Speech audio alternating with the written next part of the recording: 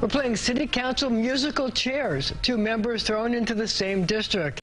And when the music stops, only one will be left standing. They're here to duke it out. The point starts right now.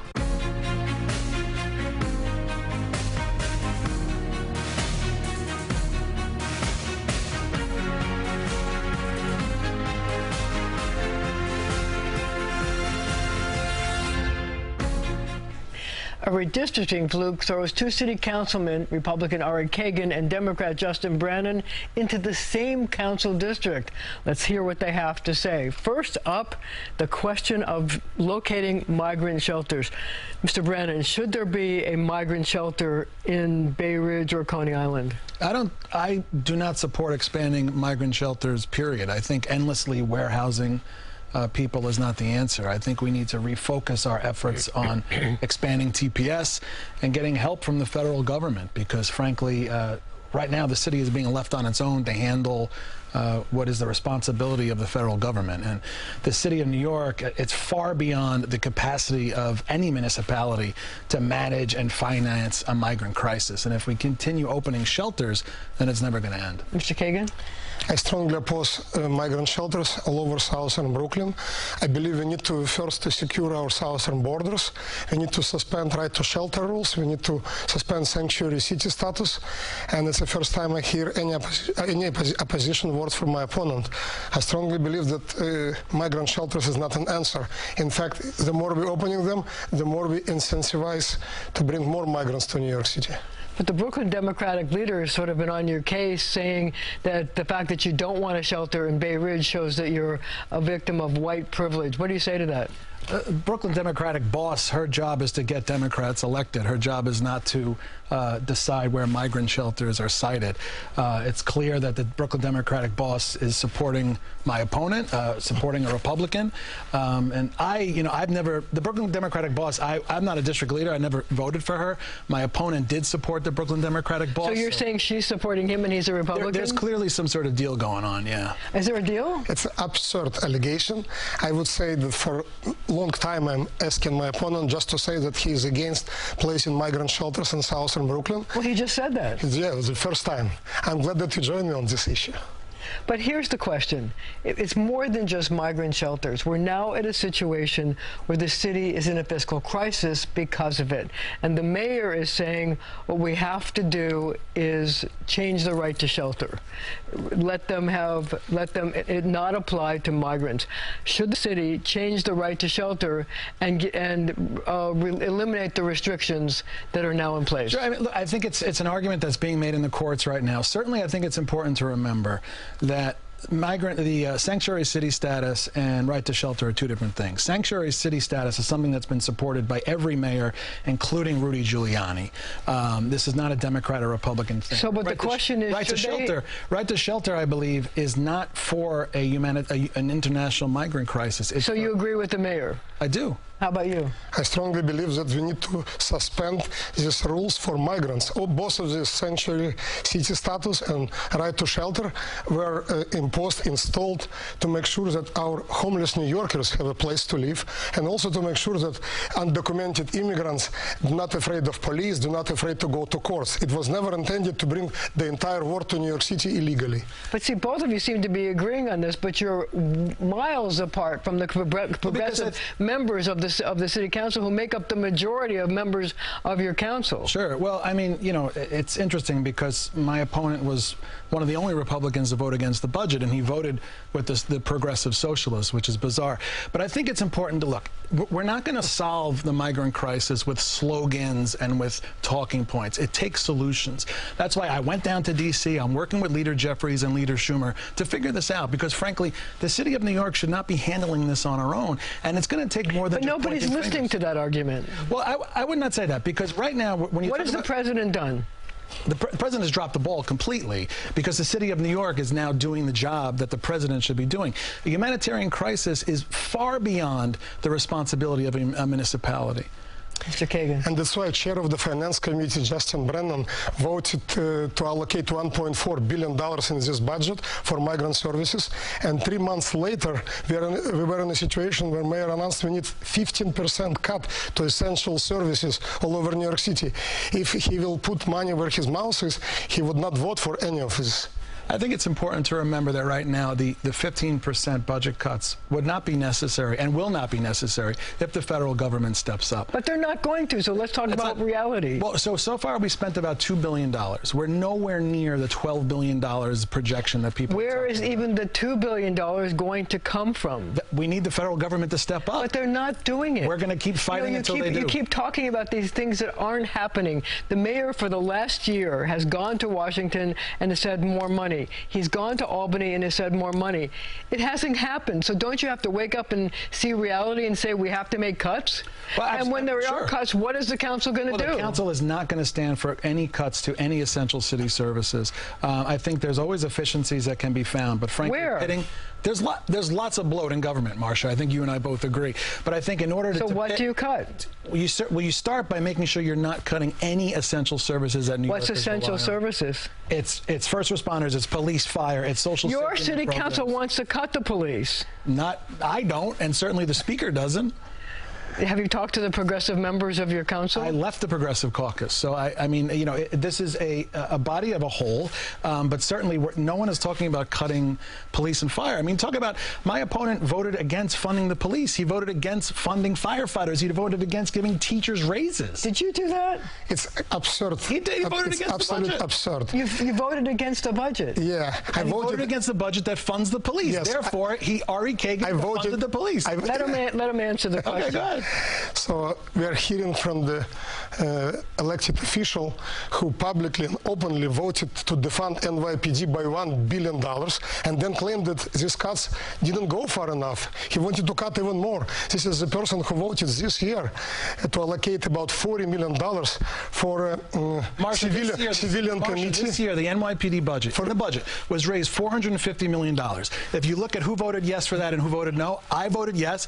Ari Kagan voted against funding the police. And will you let me finish? But it's a fact. Will you let me finish my sentence? Let me explain why did you vote to cut the police? To begin with, my opponent is running to represent communities of Southern Brooklyn, not just 43rd district that he currently represents. He is running in 47th district that I currently represent. So he's running against me in my own district. And he played political games and cut millions and millions of dollars from my own district that he is vying to represent to begin with. Let me ask you a question. Okay, yes. Let's ask this question. Wild. If you got elected and the mayor proposes these 5% budget cuts, which is the first thing, will you vote for it? No, and as a finance chair, I won't. If you get elected and the mayor proposes 5% budget cuts, will you vote for it? Of course not.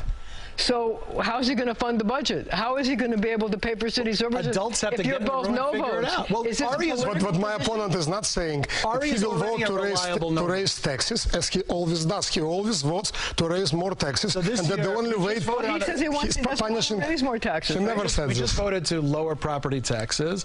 We're fighting for real property tax reform, and I'm thankful for the people that vote for the budget because we need to keep the city running. If we had people like Ari around voting no on everything, the city would be bankrupt. But see, here's the question. If the mayor comes up with a budget modification in November, which is in a month. It's going to be a negotiation. He's going to say, I need $5 million worth of cuts, $5 billion worth of cuts. As the head of the finance committee, what are you going to say? Well, I have to see the cuts. I have to see the peg first. Are you going to say no cuts? I have to see what the cuts are. If there are cuts that are being made to agencies that are already skeletal as it is, agencies that are already struggling with headcount, then no, we're not going to stand. So what are you going to do, raise taxes? Absolutely not. Of course he will raise taxes. That's not even a discussion. He already did it a million times. He's even inventing new taxes. He's inventing new taxes. He's inventing new fines. In June, it was a vote for property taxes increase in June, right before the budget vote. He voted for it. So obviously he will invent new taxes to fill the gap. I'm going to declare a truce. We're going to take a break. More with Justin Brannan and Ari Kagan when we come back.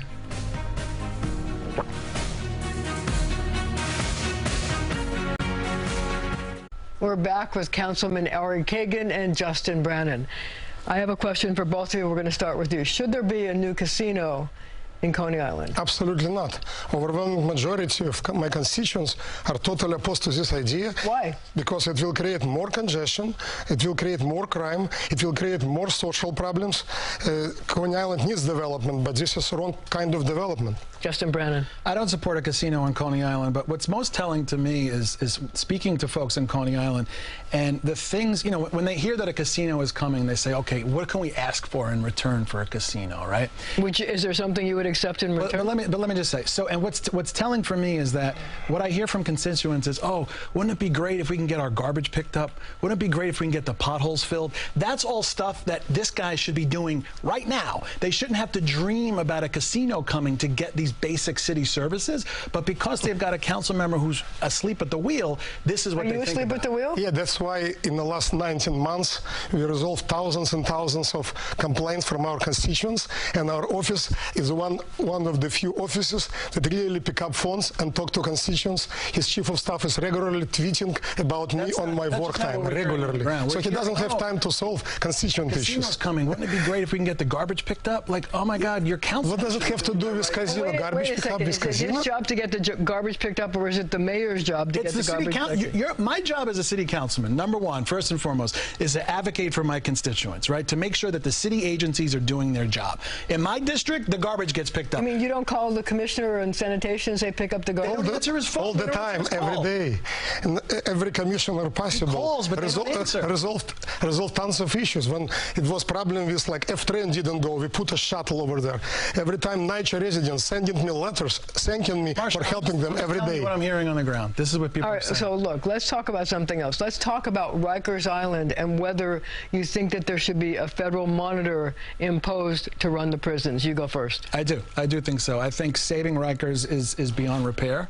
I think what's going on there, not only for the inmates but for correction workers, is horrible, and I think it needs to be fixed. Ari Kagan. Absolutely disagree. This federal monitor from Oklahoma knows more than our Department of Corrections on the ground. I visited Rikers Island in the last 9 months 3 times. I personally visited. I talked to female incarcerated individuals, male. I visited facilities. Kept dying there. Yes, because Thursday morning somebody died there. Because City Council, including progressives like my opponent, prohibiting investing into programs over there to make sure that it's a capital funding there and discretionary funding to make sure that it's a program that will be very effective. Closing Rikers will bring only more crime. He voted to release thousands and thousands of prisoners from Rikers Island. That's the next question. So here we have a situation where there's a law that says Rikers must be closed by 2027.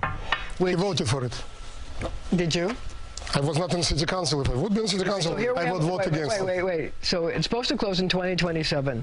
The community jails only hold about 3,000 or 4,000 people. There are 63,000 people in Rikers. What should happen to them? Should you delay closing Rikers, or should you add more space to the community jails to hold them, or should you just put people on the street? Well, I think you go first. Okay, first of all, I'm totally against closing Rikers Island because I believe the most important, we need to invest into programs over there. And when I visited the Rikers Island jail, I saw how effective these programs could be. Employment training, for example. Rikers, how about of course you? I don't. I don't understand. I mean, it's insane. Should we close Rikers? Yes, but if we're not at the right timeline, then we have to reconsider it. But so should we reconsider it, given the fact that there are thousands more prisoners there than you have space for in the community jails, which, by the way, are not going to be ready by the time anyway? I think it's a simple problem. If we're not ready, then we have to delay it. But it's wild to me that my opponent would go to Rikers and say everything looks great. I never said everything looks great. It's like Disneyland. I never said everything looks great. It looks great. But I also say that to allocate $37 million for a civilian committee to release 2,700 inmates from Rikers Island is insane. So here's the bottom line. Should we add space to the community jails that aren't going to be ready anyway? No, they're not built yet. You can't do that. You have to delay. But it's design build. It's design build. So you can add space before they build it. I think you need to delay it so that there's time to do it the way it needs to be done. So how long should we delay the closing of Rikers? I would rely on the experts for that. I don't know how long. I don't think we should keep it open like my colleague. I already said we should not close Rikers Island. We should reform Rikers Island. We should invest in Rikers Island. Capital funding, discretionary funding. It's got old facilities that you can't fix. Why would you want to keep them open? Because because, again, council is banning administration from any reforms, any money, any allocations to Rikers Island. They want just to release everybody to safely, conditionally to release them to the street. That's what he voted for. He likes it very much. Less safe streets. That's what he's voting for. Okay, Columbus Day is Monday. This brings up a recent council discussion about removing all the statues depicting slave owners, including George Washington, Christopher Columbus, and Peter Stuyvesant. Good idea or bad idea? Bad idea. I think we need to teach people the history, and I think instead of tearing down the statues, you could put a plaque that talks about these people's lives in a real honest way. Good idea or bad idea? I'm glad that he changed his opinion about months before election. I never heard him saying anything like this in the last 2 years. Share my thoughts and opinions. Thanks. Every time it was a discussion on the city council about it, he never said this. I'm totally against rewriting history at every moment, so I strongly believe that the priority today for city council is to improve our public safety, to improve our streets, to make sure that we are dealing with migrant crisis instead of throwing historical monuments out of our streets. That should not be at all our priority for city council. I'm glad. All right. Totally against it. So here's the thing. Over the last several days, the mayor of the city of New York has taken a lot of criticism for how he's handled alerting people about major weather events. Do you think that he was at fault in not adequately alerting people to last week's flooding? I think there could have been more outreach done, certainly. I think it's important to note here that my opponent doesn't believe that climate change is real, and our storms are getting more frequent and much more stronger. And I think it's important that not only do we talk about how the city alerts people, but that we're actually making investments in our aging infrastructure. And I think in order to take that seriously, you have to understand that climate change is real. My opponent thinks climate change is a hoax. Real? I'm a survivor of Superstorm Sandy. Unlike my opponent, I help people. We see of course, we see climate is like what's going on with Mother Nature. But he says you don't believe in climate change. Is climate change real? He says a lot of stuff, He invents a lot of stuff. Yes or no? Is climate change real? Of course. Oh, all right. Good. Of course. Wow, that's new. The other night he said it was a hoax. But here's the bottom line. It was two questions about the same topic, and I said I want to talk about public safety. Guys, here's the question.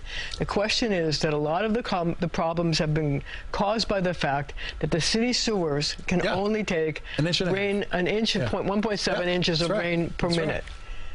What should we do? Is there money to fix the sewers? I would like to say that my opponent is very hypocritical about this issue. Last year, I was the chair of the Waterfronts and Resiliency Committee, and I hosted hearing about this particular topic. To fix the sewers? I just allocated $51 million to repair the sewers in Diker Heights. The answer is yes, there is money, but you have to be an effective council member to get it done. Yes, he's the chair of the Finance Committee, and this problem was all over the places in New York City, and he did not allocate. No, it was $51 million. I want to get in one more question before we end this section. I'd like you to rate the job that Mayor Adams is doing, and should he face a primary. Mr. Brannan. I think it's too early to talk about a primary. Look, I judge the job that the mayor is doing on the responsiveness of his agencies. And when I call his agencies because I need help with something from my constituents, they're super responsive. And to me, that's all that matters. Give him a grade. B-, B+. B+? Sure. Okay, how about you?